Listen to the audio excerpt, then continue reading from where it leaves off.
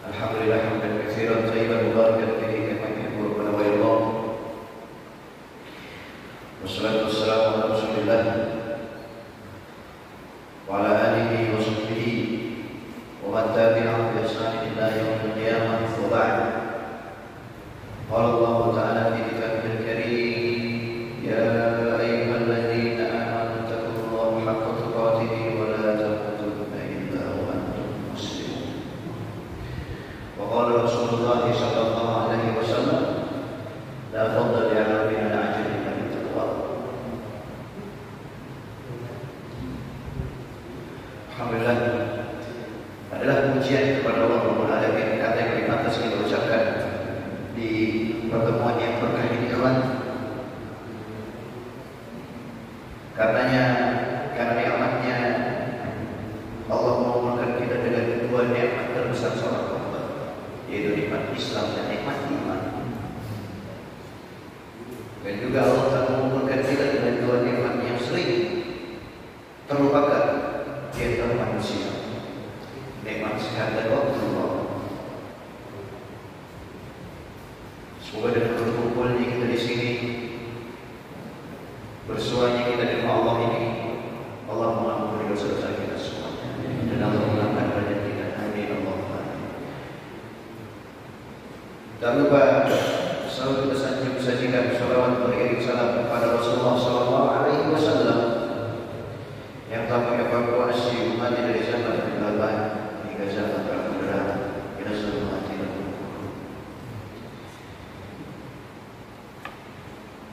dan jadi insyaallah kita udah di pertemuan yang lalu telah kita bahas beberapa hukum tentang menggunakan gelang, Pak ya. Menggunakan gelang atau kalung atau segala sesuatu, entah itu laki-laki atau perempuan kan. Namun niatnya si perempuan ini apa? Untuk berhias, namun untuk menggantungkan nasibnya pada tamimah tersebut. Tamimah itu gantungan. Kalau namimah ada dua. Namimah, kalau tamimah sesuatu yang digantungkan. Kalau gesper, kalau bacaannya cincin. Kalau itu diyakini syirik di belakangnya, bahasa Arabnya tamimah akan. Kalau ada domba, bahasa Arabnya namimah.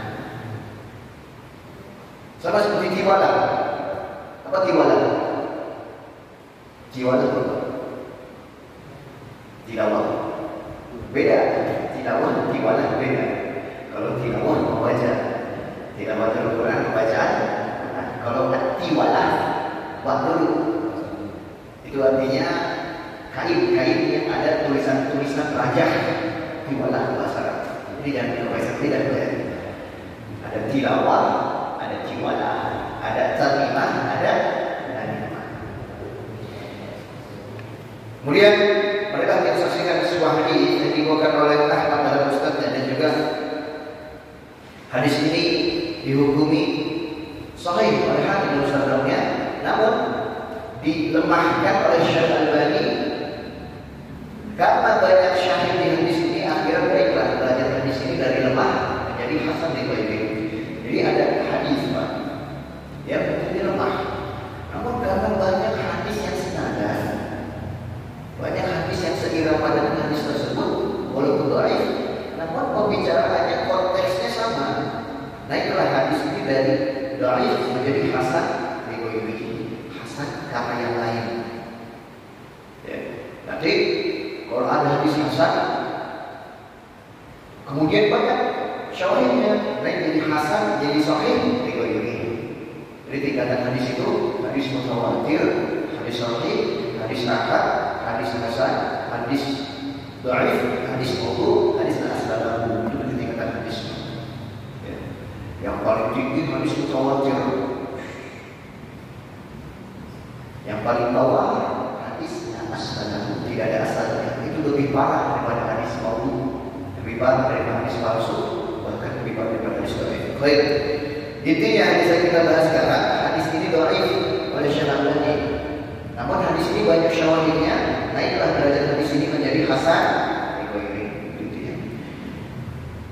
An Uqbah bin Amir marfu', dari sahabat Uqbah bin Amir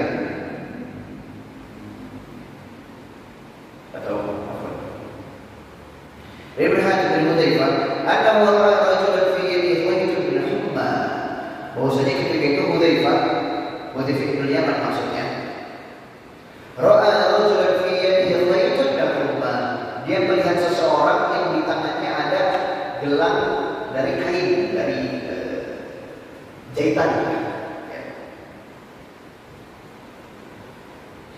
Faqata'ahu wa tala qawluhu ta'ala wa tala qawluhu ta'ala wa ma yu'minu aktsaruhum billahi illa hum musyrikun. Bahwasanya Hudzaifah dia melihat ketika itu ada seseorang yang menggunakan tali, gelang dari tali. Akhirnya Hudzaifah mengambil tangan orang tersebut dan memotongnya, memotong gelangnya. Kemudian Hudzaifah bin Yaman dan membacakan ayat surah Yusuf ayat 106, wa la yu'minu aktsaruhum billahi illa hum musyrikun. Dan tidaklah manusia beriman kepada Allah sedikit saja kecuali yang banyak itu berbuat syirik kepada Allah. Hadis sahih atau hasan riwayat. Dan ikhwan yang Allah muliakan, penjelasan dari hadis ini dari Ibnu Hajar bahwasanya Zara Hudzaifah maridan. Ketika itu Hudzaifah sedang mengunjungi sahabat yang sedang sakit. Sahabat kebaikan sahabat Rasulullah SAW. Karena itu Hudzaifah bin Yaman beliau mengunjungi sahabat yang sedang sakit. Wajada fi yadi khaytan falamma sa'ala an wadhihi an hadha al-khayt wa al-Qur'an wa bidafni humma. Dan ketika Hudzaifah sedang menjenguknya, Hudzaifah menanya, itu gelang itu apa? Dia pun menjawabnya, minal humma, untuk menahan, untuk mengurangi rasa demam, untuk mengurangi panas. Dan gelangnya terbuat dari kain atau dari tali, dari benang. Faqata'ahu Hudzaifah wa'tama syiratan mustaqillan ala dzalika bi qaulillahi ta'ala wa la yu'minu aktsaruhum billahi illa hum musyrikun. Akhirnya beliau langsung mengambil tangannya dan memotong gelangnya, dan dia mengatakan ini termasuk ke dalam kesyirikan. Kemudian dia membacakan surah Yusuf ayat 106, dan tidaklah manusia beriman kepada Allah kecuali sedikit saja, dan banyak yang mereka syirik kepada Allah.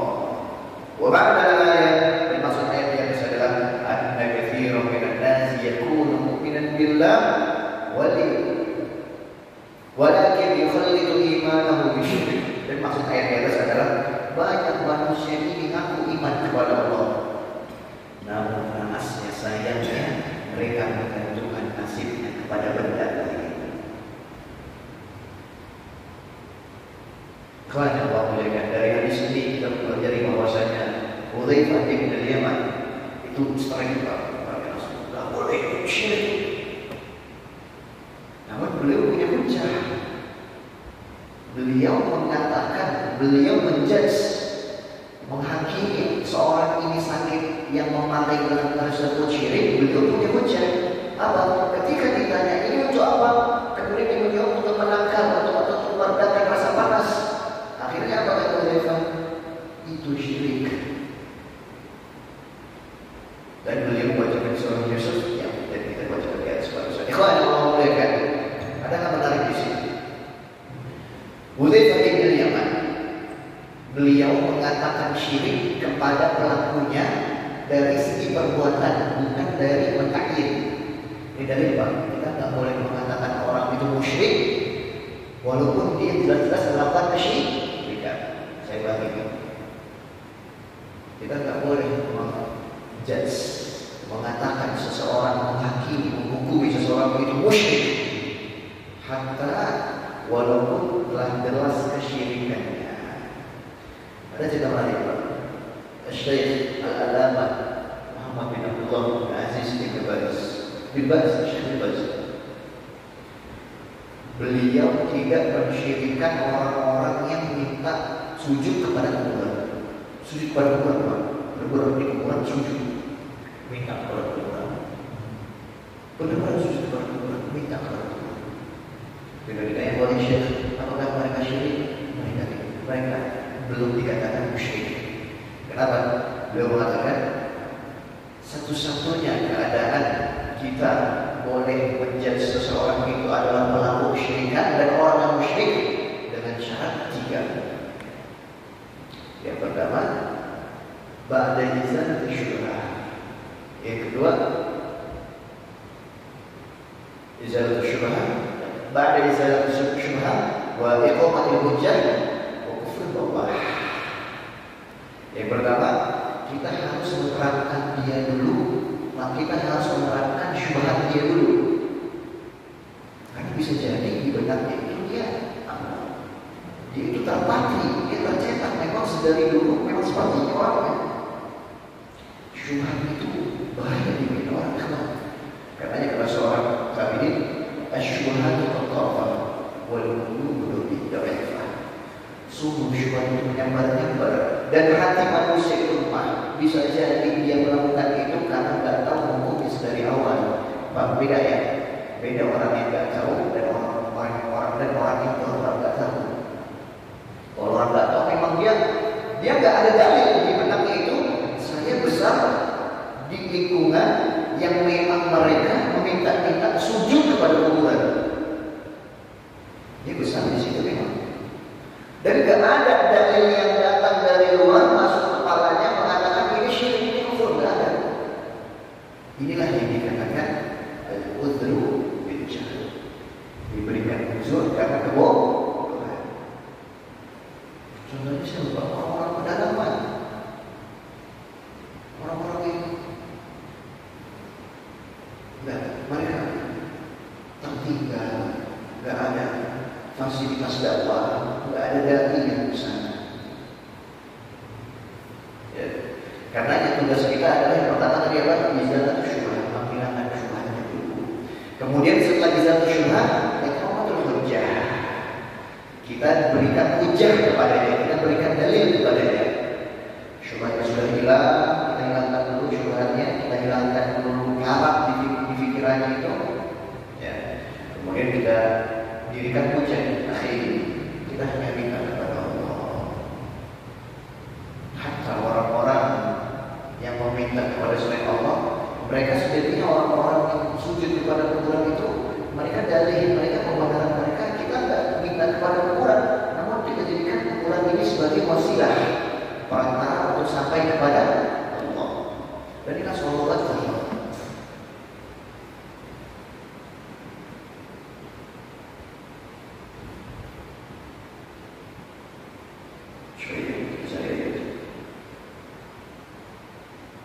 Dalam surah Zumar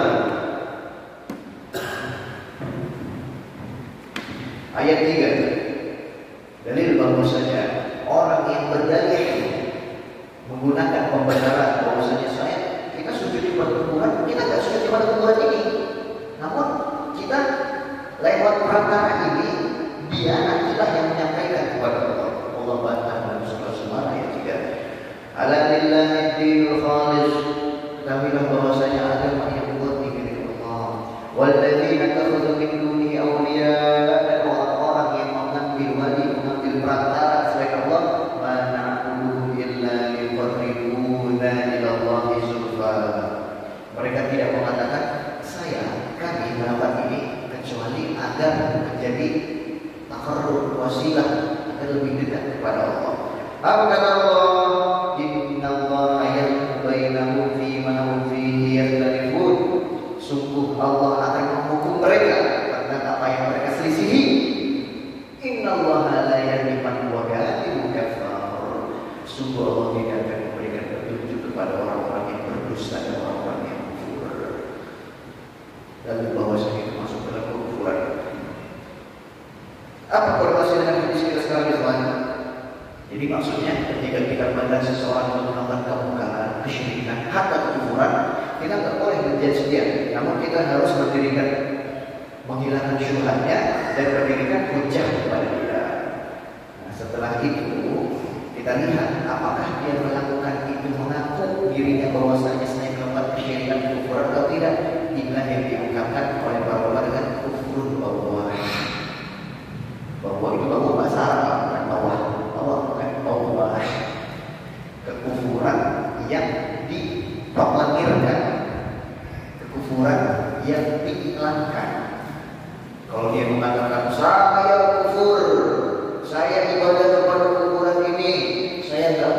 kepada Allah, saya minta kepada kuburan ini. Inilah kata para ulama kufur bahwa disinilah kita boleh mengatakan kamu orang kafir.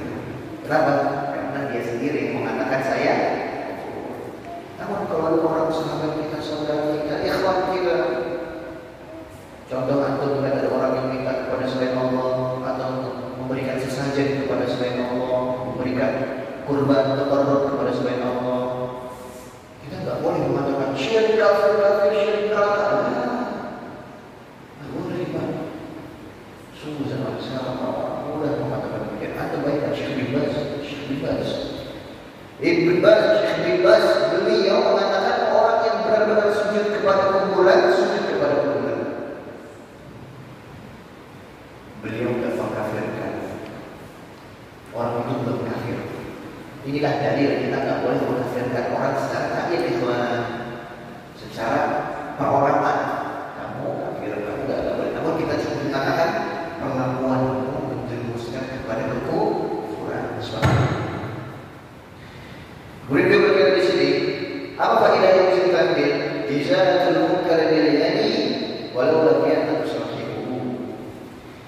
Seorang itu hendaknya menghilangkan kemungkaran dengan yadnya, dengan kekuatan tangannya, walaupun orang yang ingin dihilangkan kemungkaran darinya tidak mengizinkannya.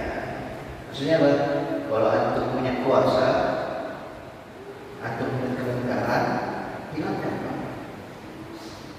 Contoh pemimpin RT, RW, lurah, camat, bupati, gubernur sampai presiden yang tertinggi, ketika kalian dirangkainya ada kemungkaran, maka dia punya kekuatan, bukan? Dia punya power, dia punya derajat.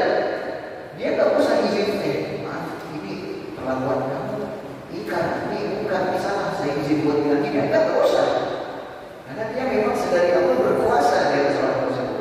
Halnya ayah kepada anak.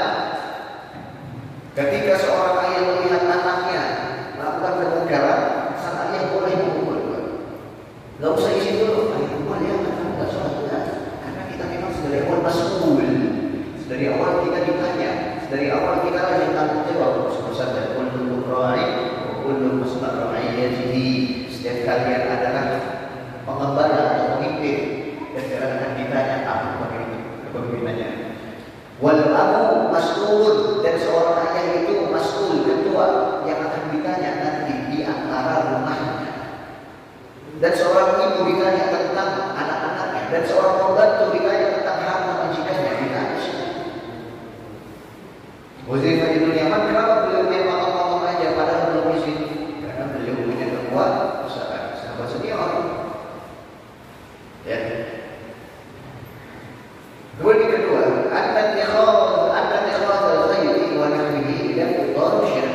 bahwasanya menjadikan segala sesuatu yang digantung, terbuat dari benang, terbuat dari kain, hatta terbuat dari tulisan-tulisan Al-Quran, lidah fitrah yang tujuannya menghilangkan keburukan, syirkun termasuk dalam syirik.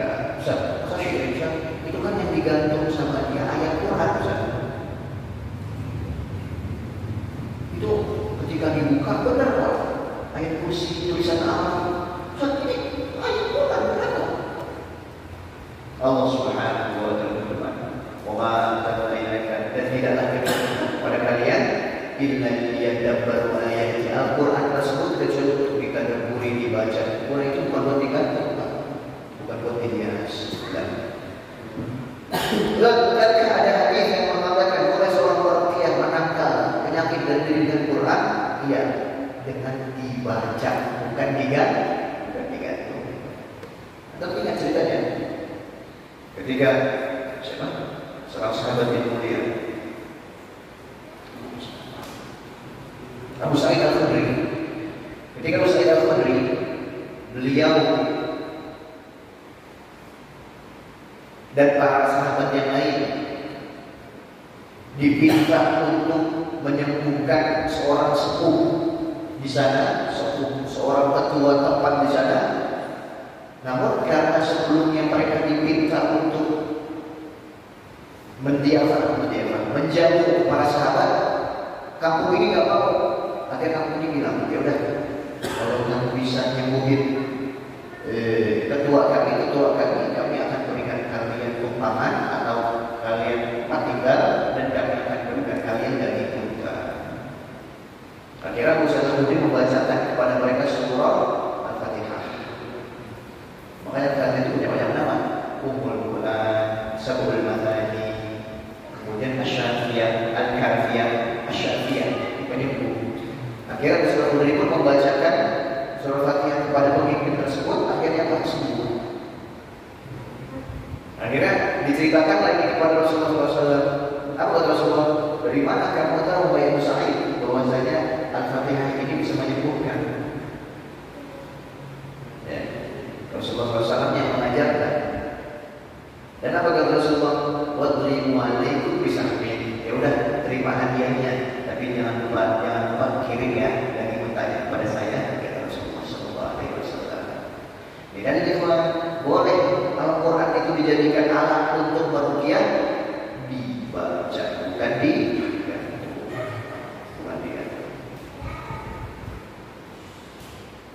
Boleh berkata yang ketiga, faedahnya adalah wujubu ingkari munkar.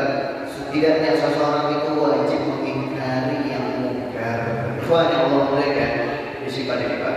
Mengingkari yang munkar ada 3 tahapan. Mengingkari yang munkar ada 3 tingkatan. Yang pertama, mengingkari yang munkar dengan tangan kekuatan. Dan ini berlaku untuk seorang pemimpin. Yang kedua, mengingkari yang munkar dengan lisan. Dan ini berlaku untuk orang yang tidak punya kekuatan namun punya ilmu. Yang ketiga, mengingkari yang munkar sebatas hati mengingkari. Dan ini berlaku untuk orang yang tidak punya kekuatan, tidak punya ilmu. Berpulang kepada hadis Rasul bersabda, "Man ra'a minkum munkaran falyughayyirhu biyadihi." Barang siapa melihat kemungkaran, ubahlah dengan tangannya. Siapa yang boleh ubah dengan tangan para pemimpin? Yang kedua, wa illam yastati' fa bi lisani. Kalau tak bisa dengan lisan. Siapa yang dengan lisan? Para ahli ilmu. Wa illam yastati' fa bi qalbi. Kalau tak bisa dengan hatinya. Siapa itu? Orang yang tak punya ilmu, tak punya kekuatan. Wadzalika al-'afwu iman. Dan itulah iman terkecil. Pak, jangan sampai kita hidup pada kemungkaran. Ustaz, saya nggak bisa ngapa-ngapain. Antum nggak bisa ngapa-ngapain. Setidaknya hati itu masuk ingkar kepada. Rasulullah SAW bersabda, diriwayatkan oleh Muslim dan Bukhari dan Muslim dalam sahih mereka.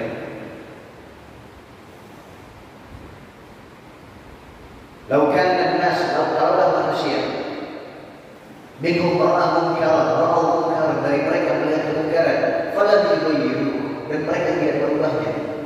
Au syakka yaqulullahu biqawli, maka tunggulah hampir azab Allah akan menyertai kepada semuanya. Karenanya kata para ulama, orang yang diam kepada kemungkaran syaitanun akhras.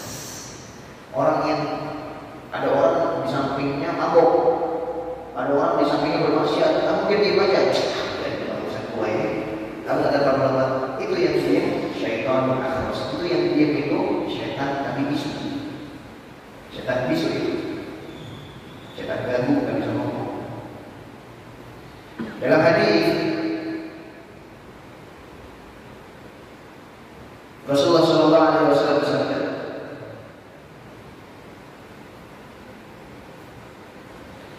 hadis ini dibawakan oleh Bukhari dalam sahihnya dari sahabat Hudzaifah bin Yaman, "Walladzi nafsi biyadihi," dan demi Allah yang umur-umurku ada di tangannya, "la ta'muruna bil ma'ruf," hendaknya kalian memerintahkan kepada yang baik, wa la tanhauna 'anil munkar, dan hendaknya kalian melarang dari kemunkar.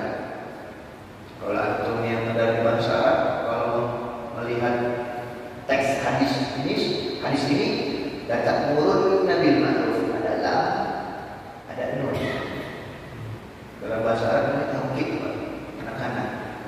Satu saja, lam saja, itu artinya sungguh kalian akan memerintahkan kepada kebaikan. Namun ajibnya apa? Di sini Rasulullah menggunakan lam dan ditutup dengan nur. dan hudna. Artinya kalau kita bahasakan, sungguh kalian benar-benar akan. Kalian sungguh benar-benar. Sungguh kalian benar-benar akan memerintahkan kepada kebaikan, wala tanhawunna 'anil munkar, dan melarang dari keburukan. Wa illa, kalau tidak, kalau kalian diam, ya ba'athu 'alaikum adzaban minhu tsumma tad'uuhu fala yustajibu lakum. Maka tunggulah Allah akan mengazab kalian dan kalian akan berdoa kepada Allah dan doa kalian tidak akan dijawab oleh Allah Subhanahu wa taala. Dan ikhwan semuanya, bahwasanya kalau orang diam dari kemungkaran, kita akan diazab. Dan kalau orang itu diam dari kemungkaran, silakan berdoa kepada Allah dan doa tidak akan dijawab oleh Allah. Dan saya nggak bisa berarti sulit baru ini. Saya punya kekuatan, punya ilmu. Hati kita sendiri yang menginginkan. Hati itu. Kemudian faedah yang keempat, beliau berkata, "Waqtu fahmi sahabati radhiyallahu anhum wasi'atu ilmihim." Dalamnya pemahaman para sahabat dan luasnya ilmu mereka. Ya, tadi kita telah mensyaratkan bahwasanya Hudzaifah bin Yaman itu adalah sahabat senior. Beliau tahu, beliau menghukumi perbuatan ini syirik karena keilmuannya, karena luasnya pengetahuan beliau. Kemudian yang kelima, anna syirka yujadu fi hadhihi ummah, bahwasanya syirik itu pasti ditemukan dalam umat kami. Makanya kami teringat semoga Syekhul Islam Ibnu Taimiyah berkata, sesatnya kesesatan, sesatan pasti ada pengikutnya. Benar. Agama yang paling sesat, walaupun itu gak masuk akal, pengikutnya ada terus. Kata beliau,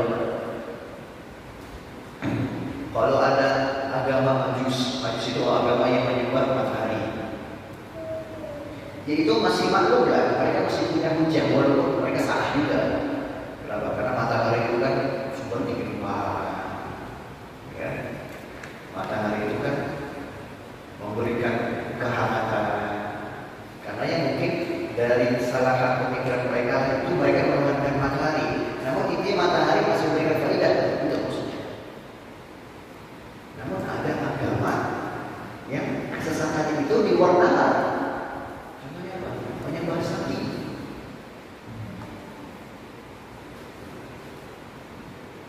Atau tahu orang-orang yang menyembah sapi. Ya. Dari mereka, karena sapi itu lebih sayang kepada manusia daripada ibu kepada anaknya. Loh, kok begitu?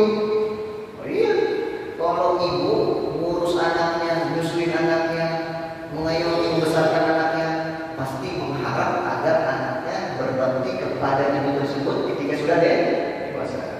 Jadi menginginkan timbal balik gitu Pak.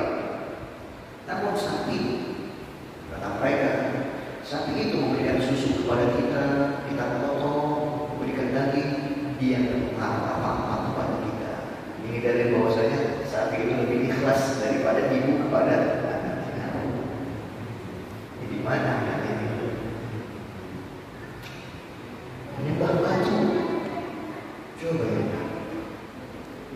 Makanya apa kata Allah dalam surah Ibrahim? Ata'buduna ma tanhitun. Nabi Ibrahim berkata kepada pengikut kaumnya, kalian ambil batu dari gunung, kalian pikul batu tersebut. Kemudian kalian patri, kemudian kalian bentuk batu tersebut, kalian ketok sana ketok sini. Ketika sudah jadi, kalian bersihin, kalian basahin, kemudian kalian bentuk ata'buduna ma tanhitun. Setelah itu kalian beribadah sujud kepada apa yang kalian ciptakan. Ini akalnya mana? Kalau menyembah matahari mungkin syubhatnya masih ada kan, masih dimaafkan. Kalau menyembah sesuatu yang lalu mungkin syubhatnya, namun ada agama, makanya benar berkata kesesatan apapun itu pasti Sekarang sudah ada penyembah setan.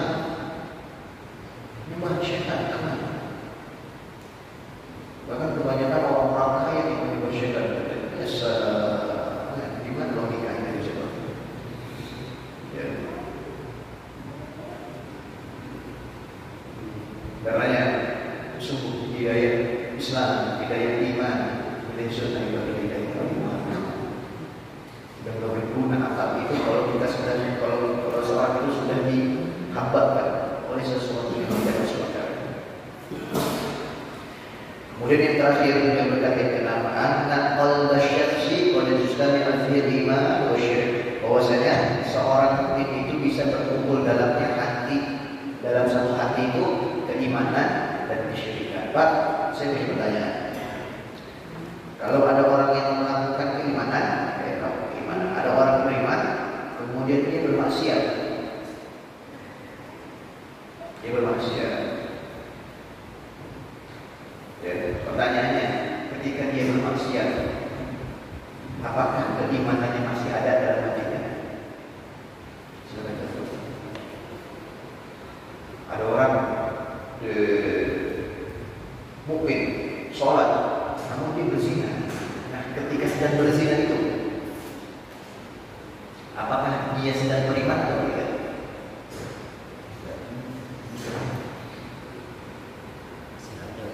Luntur iman, Luntur iman. luntur. Hanya luntur. Ada jawaban lagi Bang? Silakan. Masih ada, Ustaz. Masih tersisa. Masih ada sisa. Ulama yang lain bilang ada sisa. Ulama khilaf di sini, masya Allah. Silakan.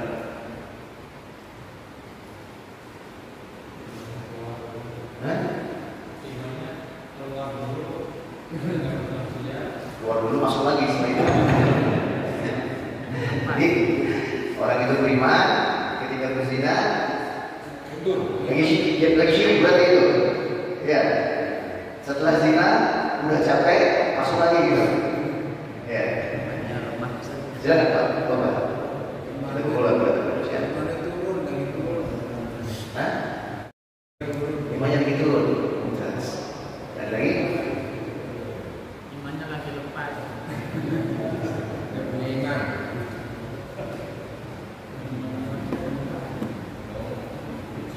Saya ingin jawab dari beberapa ini Pak, dari beberapa pemahaman. Ada pemahaman yang keliru, ada pemahaman yang bagus, ada pemahaman yang benar maksudnya. Ya, sudah saya sudah ngomong. Saya jawab dulu apa saya dulu? Bagaimana? Masih lama? Baik. Lagi. Jadi yang pertama dibilang bahwasanya imannya luntur. Luntur maksudnya berarti ada imannya hilang. Hilang imannya. Jadi konsekuensinya orang ini kalau mati di atas perbuatan tersebut di neraka, kekal.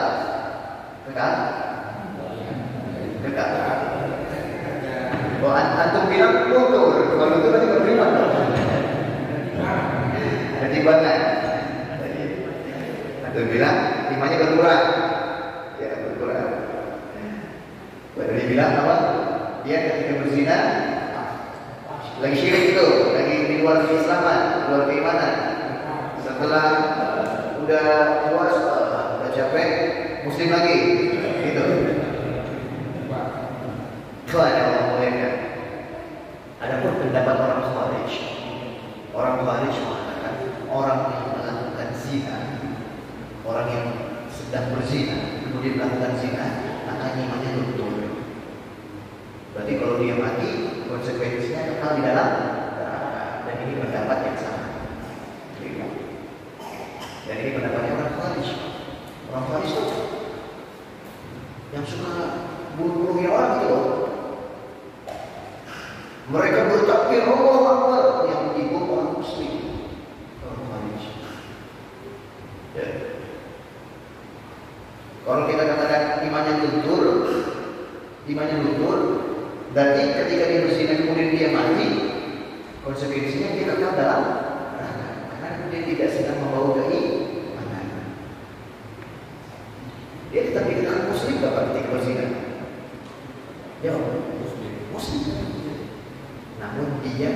dengan su'ul khatimah.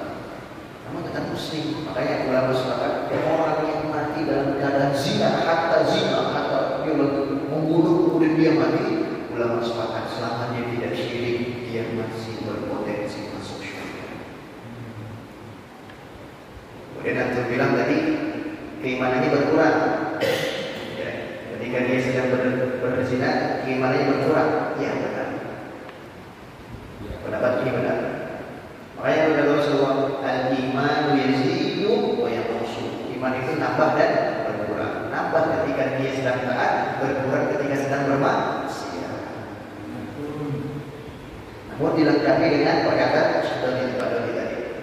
Ketika orang itu sedang melakukan keimanan, dia itu tahu. Karena kata Rasulullah tidak mungkin iman dan syirik berkumpul jadi satu. Karenanya harus kita bedakan dulu orang ini dosa apa yang sedang dilakukan. Kalau dia melakukan dosa besar, selama bukan syirik, maka dia keluar dari keislaman. Namun kalau dia melakukan dosa zina, dia tidak keluar dari keislaman. Dia hanya keluar dari keimanan. Jelas? Karena derajat iman itu lebih tinggi daripada Islam. Allah berfirman, orang-orang Arab berkata, qalu amanna, mereka berkata kita telah beriman. Lam tu'minu, kata Allah, kalian itu beriman, walakin qulu aslamna, kalian baru masuk Islam. Jadi kalau kita kumpulkan perkataan antum berdua, jadilah kebenaran bahwasanya orang itu ketika dia bermaksiat sebesar apapun dosanya, selama bukan syirik, maka dia dikatakan imannya sedang berkurang.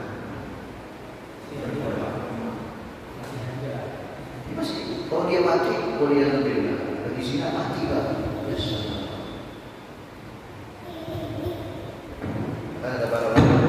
Bisa orang masuk surga? Bisa. Kenapa nggak bisa?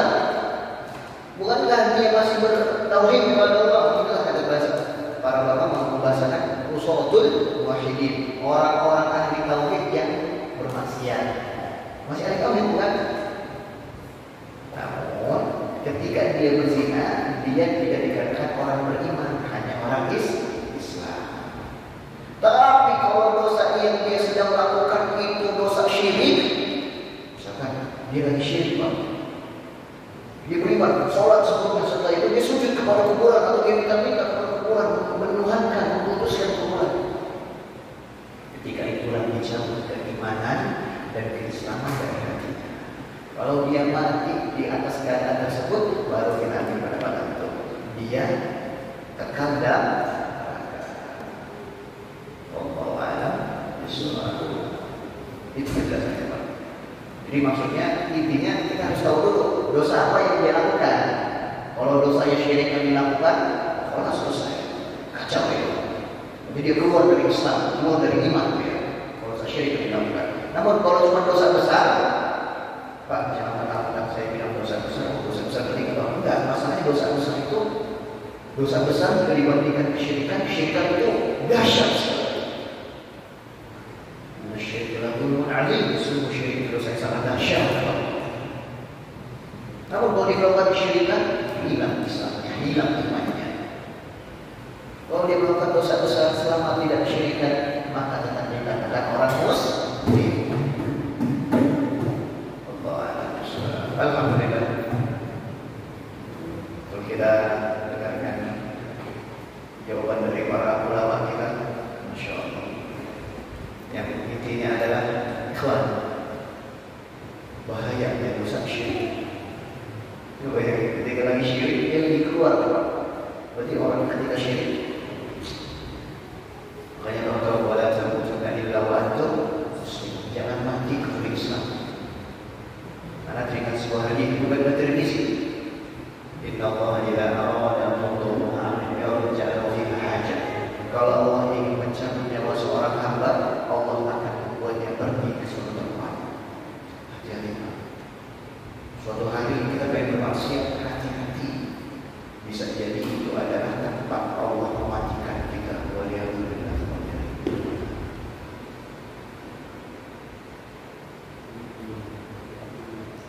Baik, sudah disampaikan kawan semuanya.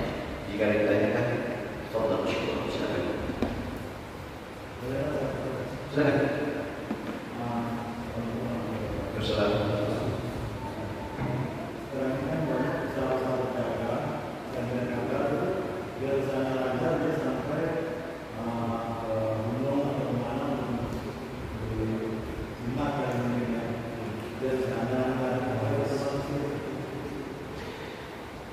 Ketika seorang pedagang membeli sesuatu jimat raja atau yang lain untuk usahanya lancar atau mendapatkan keuntungan dari benda tersebut tanpa termasuk syirik.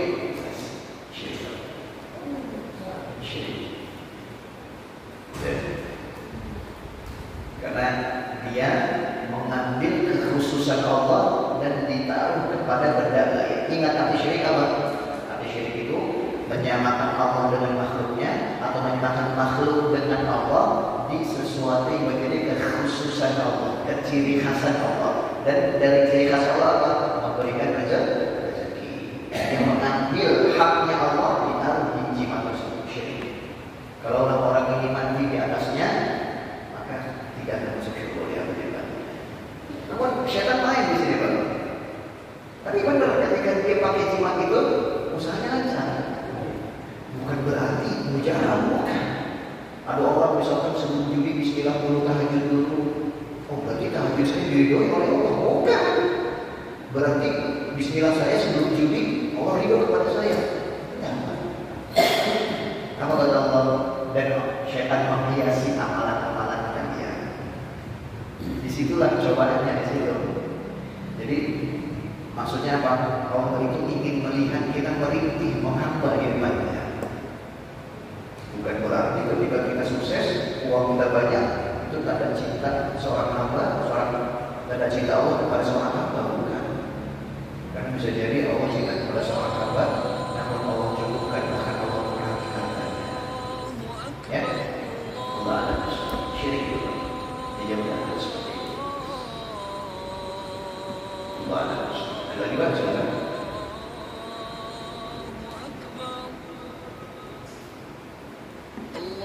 Baik, itu baru.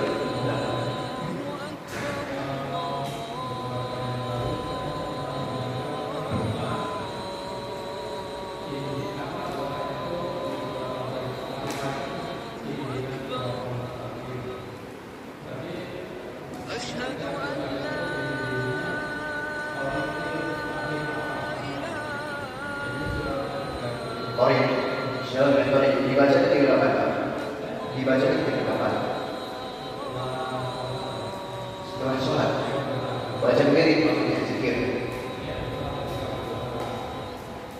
Enggak, pertanyaannya doa ini bacaan ini dibaca ketika sholat atau di luar sholat? Di luar. Bagus.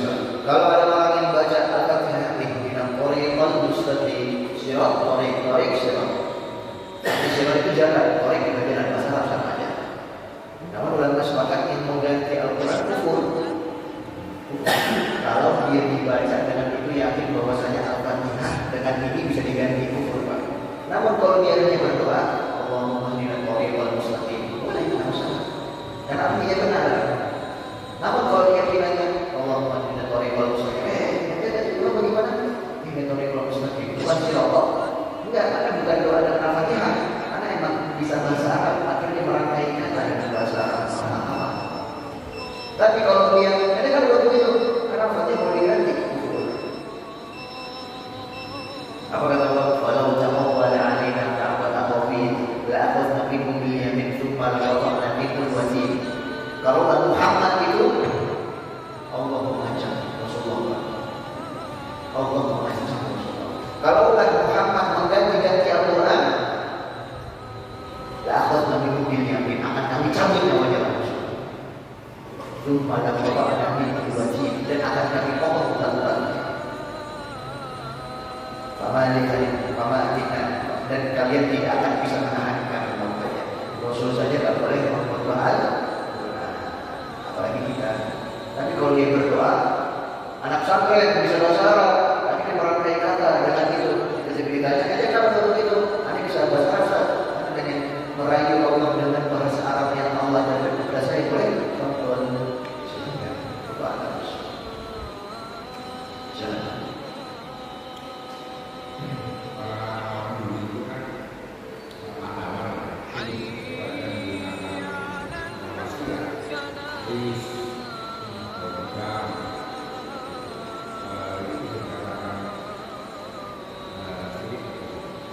Allah Azza pahlawan-pahlawan kita yang mereka menggunakan kris, dan lain-lain. Kalau mereka menggunakan itu sebagai senjata, maka diperbolehkan. Namun kalau mereka mengatakan inilah yang membuat kita menang, maka diboleh syirikan. Hatta itu pahlawan, bukan kita merendahkan pahlawan mereka. Dan ampuni pahlawan-pahlawan kita. Namun maksudnya apa? Ketika dia mengatakan kris ini adalah cara saya membunuh penjajah tersebut. Jadi benar-benar digunakan alat, boleh. Tapi kalau dengan keyakinan, ini kalau nggak ada kris ini saya malah kalah. Jadi benar kesyirikan. Tapi syirikan apa? Menyamakan Allah dengan makhluknya atau menyamakan makhluk dengan Allah di sesuatu yang menjadi ciri khas Allah. Ya baik. Karenanya, ya antum kenal mungkin, pasti kenal pahlawan Buto. Coba sejak kapan baru kucing bisa mengalahkan tank dan pesawat dan lain-lain? Kalau enggak dengan teriakan Allah Akbar. Intinya Bapak, kita boleh bertawasul, kita menggunakan alat untuk perang boleh, namun jangan kita katakan alat inilah yang menangkan kita. Itu hanyalah apa? Cara agar kita bisa membunuh mereka, melawan mereka, bukan dengan ini. Seorang itu yakin inilah yang memenangkan saya dari perang. Allah Azza. Kalau antum ada yang koreksi kris, silakan Pak. Apa? Koreksi kris, namun hati-hati niatnya. Hati-hati niatnya. Oh, kris itu mana tanya? Ini anda buat apa sih? Depan aja saja. Ada niat baliknya enggak? Enggak ada.